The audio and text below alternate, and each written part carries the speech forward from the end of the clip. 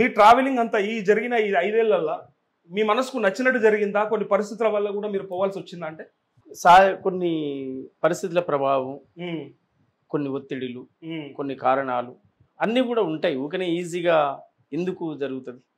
ఇప్పుడు ఒకటి అనుకుంటాం, ఒకసారి కాదు అవునైతుంది, అవును కాదైతుంది, కాదు అవునైతుంది, అవును కాదైతుంది.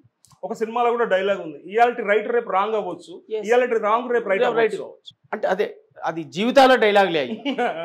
ఆయనే ఆ రచయిత ఆయనకున్న అనుభవం తెర మీద రాసి వినిపించచ్చు, కానీ అది లైఫ్ లో జరిగినటువంటి అనుభవాలు. అందువల్ల నేను ఇవాళ మొన్న అనుకున్నది కాదు అయింది, రేపు అనుకోపోయేది రైట్ అవుతుంది, అంతే తప్పేం లేదు. అంతే. అందువల్ల దానికి ఇప్పుడు నేను ఏదో అయినంత మాత్రాన నా చుట్టూ చేరి ఓహో మావుడు ఇదైపోయింది అని భజన చేసి, లేదా మొత్తమే అయిపోతే అసలు అయిపోయింది దీని పని అని చెప్పేటోళ్ళు వీళ్ళని నేను ఎవరిని నమ్మా, వాని నమ్మా వీని నమ్మా.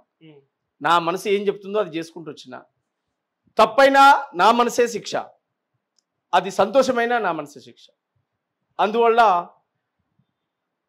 కొన్ని ఒడిదొడుకులు, కొన్ని తప్పటడుగులు, కొన్ని తప్పిదాలు, కొన్ని రైట్స్, కొన్ని రాంగ్స్, ఇవన్నీ కలిస్తేనే జీవితం. అంతే.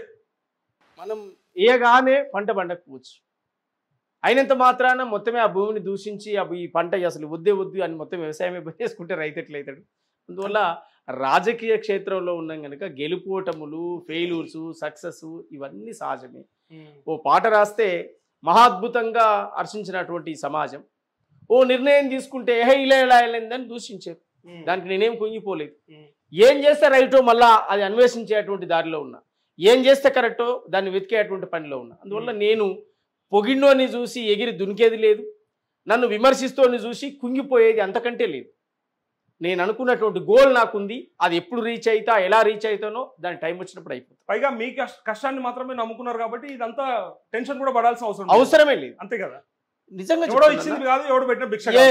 అంతే కదా? కష్టాన్ని నమ్ముకొని బతికేటువంటి వాళ్ళం, ఆ కష్టంతో పైకి వచ్చినటువంటి వాళ్ళం, 24-25 ఏళ్ల క్రితం మొదలుపెట్టినటువంటి ప్రయాణం ఇక్కడి వరకు వచ్చినాం.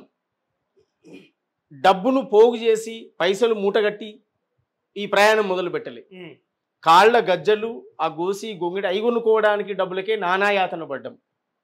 అవి కొనుక్కొని ఆ ఆటోలో ప్రయాణం చేయడానికి, లేదా ఆటో దొరకకపోతే కాలినడకన ప్రయాణం చేసి ఆ గ్రామీణ ప్రాంతాలు తిరిగి ఇక్కడికి రావడానికి చాలా నేను అదృష్టంగా భావిస్తాను. ఇదంతా ప్లస్సే కదా? ఎస్. ఇంకా అంతకంటే తీసేస్తే అది మొత్తం తీసేసుకుంటే ఎంత అద్భుతమైన లైఫ్ గడుపుతా ఉన్నా. అద్భుతంగా ఎక్కడ పోయినా అక్కడ ప్రజా ఆదరణ, ఓ ప్రాంతానికి సంబంధం లేదు, ఓ జిల్లాకు సంబంధం లేదు, ఏ జిల్లాకు పోయినా ఏ పురుషోమన్ని, ఏ నియోజకవర్గానికి పోయినా ఏ పురుషోమన్ని, ఏ ఊరికి పోయినా ఏ పురుషోమన్ని, ఈ అనుభూతి ఉంది, ఈ ఆచరణ ఉంది.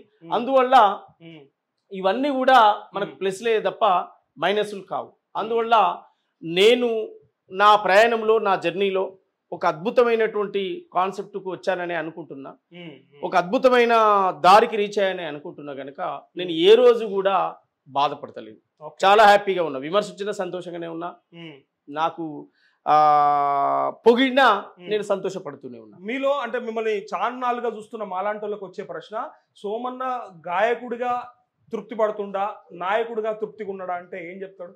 నేనా గాయకుడిగా తృప్తిగా ఉన్నా, నాయకుడిగా కూడా తృప్తిగానే ఉన్నా. మేము చెప్తాం మా యాంగిల్లో, మేము చెప్తాం మేము ఎట్లా తృప్తిగా ఉన్నాం అనేది. సో మీ యాంగిల్లో నేను రెండింటిలో తృప్తి ఉన్నా. నాకు గొప్పవరం అది. పాట రాయగలుగుతా, పాట పాడగలుగుతా, ఓ పాటను సృష్టించగలుగుతా, అద్భుతంగా నువ్వు నేను మాట్లాడుకునే లోపు పాటను వినిపించగలుగుతా, తర్వాత మైక్ అందుకుంటే గంట సేపు స్పీచ్ ఇవ్వగలుగుతా, చెప్పిన మాట చెప్పకుండా బోరు రాకుండా ప్రజలను కూర్చోబెట్టగలుగుతా. ఇవన్నీ నా టాలెంట్లే. ఇవన్నీ నేను డబ్బులు పెట్టి ఏ క్లాసు పోయి నేర్చుకున్నోని కాదు, ఎక్కడ మా అమ్మ నాన్న ట్రైనింగ్లకు పంపిన వాళ్ళు కాదు, ఎక్కడ మ్యూజిక్ క్లాసులకు పోయి సంగీత క్లాసులు నేర్చుకున్నాను, అంతకంటే కాదు.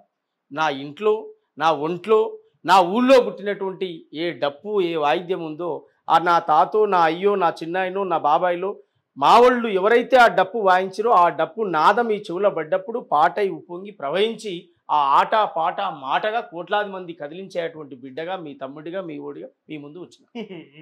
కానీ సోమన్న అంటే ఎక్కడన్నా సరే మీరు బయటకి చెప్పడానికైనా లేకపోతే అంటే ఆలోచించినప్పటికీ కూడా లోపల ఎక్కడన్నా సంతృప్తిగా అనిపిస్తుందా? సరే ఇప్పుడు మీరు ఇది ఓపెన్ గా చెప్పినట్టు అనిపించినప్పటికీ కూడా నాకు ఇంకేదో అడగాలనిపిస్తుంది. అంటే అడుగు. ఇంకా ఏదో అసంతృప్తిగా ఉన్నాడు, ఏమున్నా అడుగు, నాకు ఏం బాధ లేదు. ఇంకా ఏదో అసంతృప్తితో ఉన్నాడు, ఇంకా ఏదో బాధలు ఉన్నాడు అనిపిస్తుంది. ఎందుకంటే డల్ అయిపోయినట్టుంది. ఒక 5 ఏళ్లలో నేను మిమ్మల్ని చూస్తా ఉన్నా. మరి ట్రావెల్ వల్ల జరిగిన అలసటనా లేకపోతే ఈ జరిగిన ఇవన్నీ తప్పిదాల నిర్ణయాల వలన తెలియదు కానీ కొంత అలసటతోని కొంత డల్ గా అప్పటంత ఊపు లేదు సోమన్న నీలా. లేదు, అప్పటంత ఊపు ఉంది. అంతకు రెట్టింపు ఉత్సాహంతో పనిచేయడానికి సిద్ధంగా ఉన్నాం. ఇప్పుడు ఒకటే అన్నగారు, 4 అడుగులు వెనుకకేస్తే పులి భయపడేసినట్టు కాదు, అది ఇంకా మరింత ముందుకు అడుగు వేయడానికి అనేది చరిత్ర సత్యం. ఇంకా వేగాన్ని అందుకోనికి ఇవాళ డల్ అయినవని అడుగుతున్నావు, ఇంకెంత వేగంగా దూసుకుపోవడానికి రెడీ అవుతున్నాము అనేది. నేను శక్తిని నా యొక్క శక్తులను కూడగట్టుకుంటున్నా. నేను 10 సంవత్సరాల కాలం పాటు ఏకదాటిగా పనిచేసిన. నేను షర్మిల వేదిక ఎక్కినా, వైఎస్ఆర్ టీపీ వేదిక ఎక్కినా కాంగ్రెస్ కు ప్లస్ అయ్యే పనులే చేసిన, కాంగ్రెస్ కు మైనస్ అయ్యే పనులే చేయలే. ఒక్క 10-15 ఒక్క ఎలక్షన్ క్యాంపెయినింగ్, ఆ 10-15 రోజుల శ్రమ తప్ప నేను వర్క్ చేసింది మొత్తం కూడా, నేను ఆడిన పాట మాట ఏదైనా కూడా కాంగ్రెస్ కు ఉపయోగపడే పనే చేసిన. నేను నన్ను నమ్ముకొని పోయినటువంటి నాయకురాలు కూడా కాంగ్రెస్ కి వచ్చి పనిచేసింది, ఆమె కూడా, షర్మిలమ్మ కూడా. అందువల్ల ఇక్కడ మేము అనుకున్న కాన్సెప్ట్ 2024లో రీచ్ అవుతామని అనుకున్నాం, కాలేదు. 2023లో రీచ్ అవుతాం అనుకున్నాం, కాలేదు.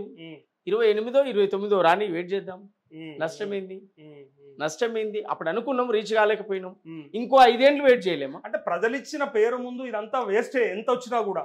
ఎందుకంటే ఎవరైనా కూడా నాయకుడు అయితే ఒక నియోజకవర్గానికి పరిమితం అవుతాడు, ఇంకాస్త ముందుకెళ్తే ఒక మంత్రిగా అవుతాడేమో, అంతేగాని ముఖ్యమంత్రులు అవ్వాలంటే అయితే సరే అది రాసి పెట్టి ఉండాలి, అది వేరే విషయం. సో వాళ్ళందరికంటే కూడా క్రేజ్ రావడము, వాళ్ళందరికంటే గుర్తింపు రావడం అనేది చాలా మిగతా నువ్వే కదా, మిగతా ఇప్పుడు కాడ ఒక ప్రాంతంలో ఒక ఎమ్మెల్యే ఇంకోరు గెలుస్తారు. అట్లన్నీ ఎవరిని అవమానపరచడం కాదు. మాజీ ఎమ్మెల్యే అయిపోతాడు. ఎప్పుడు సోమన్న మాజీ గాయకుడా? ఎప్పటి కాలేడని నేను అదే అంటున్నా. గద్దరన్న చివరి క్షణం ఊపిరి పోయే వరకు పాటే పాడింది. ఇయాల్టికి కూడా గద్దరన్ననే. మాజీ ఎమ్మెల్యేలు కాలగర్భంలో గెలిచిపోయారు, మంత్రులు గెలిచిపోయారు, ముఖ్యమంత్రులు గెలిచిపోయారు, కానీ గద్దరన్న ఉంటాడు, పాట ఉంటది. ఇంకా భవిష్యత్ తరాలు కూడా వింటాయి, మన పిల్లలు కూడా వింటారు. కాబట్టి సబ్స్క్రైబ్ చేయండి. Please do subscribe to. Please like, share and subscribe to top Telugu TV. Top Telugu TV. Top Telugu TV.